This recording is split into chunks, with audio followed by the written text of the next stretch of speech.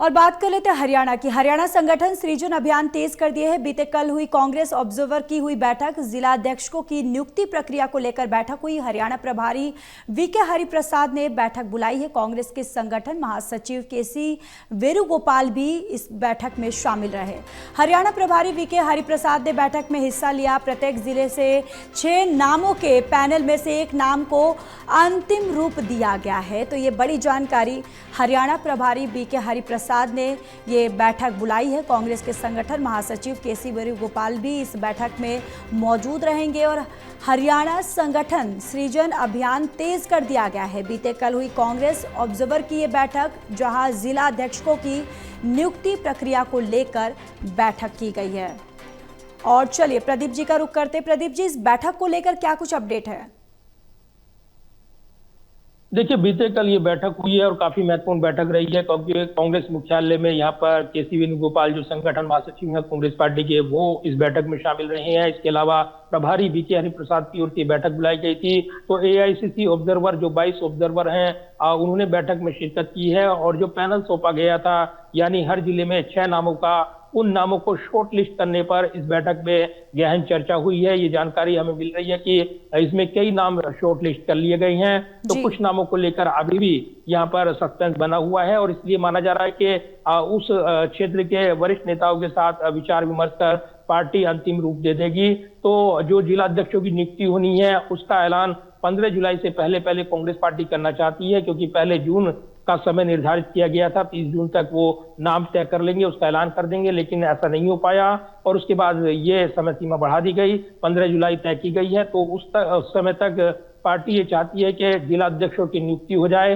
तो अभी एक नाम को फाइनल करने को लेकर जो चर्चा हुई है, उसमें कई जिलों में एक नाम पर सहमति बन गई है। तो कई जिले ऐसे हैं जिन पर अभी भी एक से ज्यादा नाम पैनल में शामिल हैं और इन्हीं को शॉर्ट लिस्ट करते हुए पार्टी लगातार मंथन में जुटी हुई है। आगे भी बैठकें होंगी, ये जानकारी मिल रही है। सोशल इंजीनियरिंग का फार्मूला जिला अध्यक्षों की नियुक्ति में लागू किया जाएगा। इसके अलावा जो पार्टी के प्रति वफादार और जो पुराने जो कार्यकर्ता हैं, उनको इसमें तवज्जो दी जानी है। उनकी टिकट वितरण में भी भूमिका रहनी है, क्योंकि पार्टी संगठन को मजबूत करने की दिशा में हरियाणा में खास तौर से ये विशेष कवायद की जा रही है। और इसी क्रम में ये बैठक हुई है। बीते कल जब हमने बात की थी वीके हरिप्रसाद से, तब उन्होंने जानकारी दी थी कि जिला अध्यक्षों की लिस्ट जो है वो जल्द से जल्द फाइनल कर देगी पार्टी और उसका ऐलान कर देगी। ये भी सूत्र जानकारी दे रहे हैं कि इसके बाद जो पार्टी प्रदेश अध्यक्ष की नियुक्ति करनी है, उसका ऐलान करेगी। यानी ये कवायद जो चल रही है वो निश्चित तौर पर अहम मुकाम पर है और उसके बाद जिला अध्यक्षों की नियुक्ति के ऐलान के बाद पार्टी अगला जो महत्वपूर्ण फैसला करेगी वो प्रदेश अध्यक्ष की नियुक्ति का करने वाली है। बिल्कुल प्रदीप, और देखिए अब लगातार जिस तरीके से हम देख रहे हैं हरियाणा में, तो खास करके जो कांग्रेस है बिल्कुल एक्टिव नजर आ रही है। यानी कांग्रेस अब पूरी तरह से अपनी पार्टी को किस तरीके से मजबूत बनाया जाए, उसको लेकर अब काफी एक्टिव नजर आ गई है। प्रदीप जी,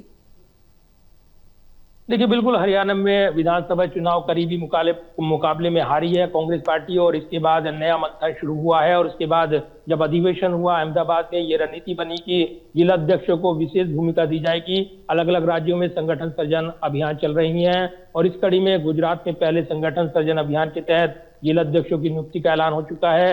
हरियाणा पर खास फोकस इसलिए लंबे समय से यहाँ पर संगठन नहीं बना, गुटबाजी चर्चाओं में रही है। लिहाजा सबको साधते हुए एक बड़ा प्रयोग करते हुए पार्टी ने एक बड़ी कामयाबी हासिल की जब पर्यवेक्षकों की नियुक्ति कर दी और उनके जरिए उन्होंने जिला अध्यक्षों का पैनल जो है वो तैयार कर लिया। इसके जिला अध्यक्षों के पैनल की लिस्ट जो है कांग्रेस हाईकमान को सौंपी जा चुकी है, लेकिन ये 6 नाम है, यानी हर पैनल में 6 नाम शामिल हैं। तो अब उनको शॉर्ट लिस्ट किया जा रहा है, एक नाम का चुनाव होना है और इसलिए आम सहमति के साथ एक जुटता रहे, इसमें कोई गुटबाजी ना हो, इसका विशेष ख्याल रखा जा रहा है ताकि जिला अध्यक्ष की नियुक्ति में कोई विवाद ना हो। सबसे बड़ी अहम जानकारी दे दूं आपको कि अगर कोई जिला अध्यक्ष चुनाव लड़ना चाहेगा तो उसको करीब 1.5 साल पहले इस्तीफा देना होगा, ताकि वहां पर नियुक्ति हो जाए और तभी वो चुनाव लड़ पाएगा। तो ऐन चुनाव के वक्त किसी जिला अध्यक्ष को चुनाव लड़ने की अनुमति नहीं दी जानी है, ये भी सूत्र दावा कर रहे हैं। बिल्कुल, और देखिए प्रत्येक जिले में से अगर बात किया जाए तो 6 नामों के पैनल में से एक नाम को अंतिम रूप दिया गया है।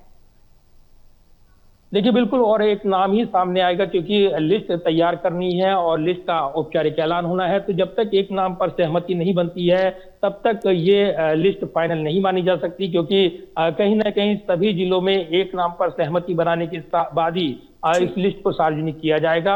और विशेष हिदायत कांग्रेस आलाकमान की इस बार है कि गोपनीयता का विशेष ख्याल रखते हुए लिस्ट तैयार की जा रही है। लिहाजा बैठकों के दौर तो जारी हैं, लेकिन कोई भी पर्यवेक्षक इस पर बयान देने के लिए अधिकृत नहीं है, और यही वजह के सस्पेंस बना हुआ है। लेकिन सोशल इंजीनियरिंग का फार्मूला ये बिल्कुल साफ किया है पार्टी ने कि वो बिल्कुल खास ख्याल रखेगी इसका, हर वर्ग को प्रतिनिधित्व मिले इस लिस्ट में ये शामिल किया जाएगा। और इसलिए इसमें कई प्रयोग किए जाने हैं, तो कोई भी गुटबाजी ना हो इसमें जिला अध्यक्षों की नियुक्ति को लेकर। हर क्षेत्र के नेताओं के जो प्रतिनिधि हैं वो चुनकर आए, आला कमान इस पर मोहर लगाए, तो इस पर एक विशेष फोकस किया जा रहा है। लिहाजा बीते कल हुई बैठक में जिला अध्यक्षों की नियुक्ति की अंतिम रूप दिया गया है और इसके बाद इस लिस्ट को सार्वजनिक किया जाना है। तो फिलहाल बैठकों के दौर जारी हैं और माना जा रहा है कि अभी भी बैठक आगे भी जारी रहेगी। जैसे ही जानकारी मिलती है वो जानकारी दर्शकों तक साझा की जाएगी। ज्योति। बिल्कुल। और देखिए प्रदीप जी, जिस तरीके से आप गुटबाजी की आपने बात बताया, इससे पहले भी हमने देखा कि जब कांग्रेस की तरफ से राहुल गांधी वहां जाते हैं और जिस तरीके से वहां पर बैठकें होती हैं, वो गुटबाजी का भी जिक्र करते हुए वो कहते हैं कि अब कांग्रेस में गुटबाजी जो है वो नहीं चलेगी, क्योंकि विपक्ष जो है अक्सर बीजेपी यही आरोप लगाती है कि कांग्रेस में गुटबाजी जो है वो ज्यादा है और कांग्रेस में ही कई कांग्रेस है। देखिए बिल्कुल, ये तो जाहिर बात है कि हरियाणा में गुटबाजी की वजह से ही कांग्रेस पार्टी यहाँ पर जीती हुई बाजी हार गई, और इसको लेकर बड़े सवाल रही हैं, क्योंकि एन वक्त पर ऐसी ऐसी बयानबाजी रही है जो चुनावी घमासान के दौरान ये बड़ी वजह बनी है। पार्टी को लेकर इसको लेकर सवाल उठे हैं कि उनके पास संगठन नहीं है, बूथ लेवल पर कार्यकर्ताओं की कमी, और सिर्फ चेहरे के दम पर अगर चुनाव जीतते हैं आप तो एक व्यक्ति विशेष को उसका क्रेडिट मिलता है। तो ऐसे में पार्टी सामूहिक नेतृत्व में चुनाव नहीं लड़ पाई हरियाणा का, और इसको लेकर बड़े सवाल उठे। लिहाजा यही वजह रही कि अब पार्टी ने तय किया है कि वो यहाँ पर संगठन सर्जन अभियान के तहत जहां पर भी कमजोरी है उसको दूर करेगी, और इसीलिए जिला अध्यक्षों की नियुक्ति यानी वापस बैक रूट पर लौटती हुई पार्टी नजर आई है, क्योंकि पहले भी ये प्रयोग हुए हैं और पार्टी को इसका फायदा मिला है। क्योंकि जब तक जमीन पर सीधे तौर पर नीचे से वो मजबूती नहीं मिलेगी तब तक पार्टी ऊपर तक मजबूत नहीं हो सकती, और यही वजह के अब संगठन सृजन अभियान के जरिए यहाँ पर इसको रफ्तार दी जा रही है। और इसी कड़ी में अब जो है यहाँ पर ये तय किया गया है कि जिला अध्यक्षों की नियुक्ति जो है वो जल्द से जल्द की जाएगी।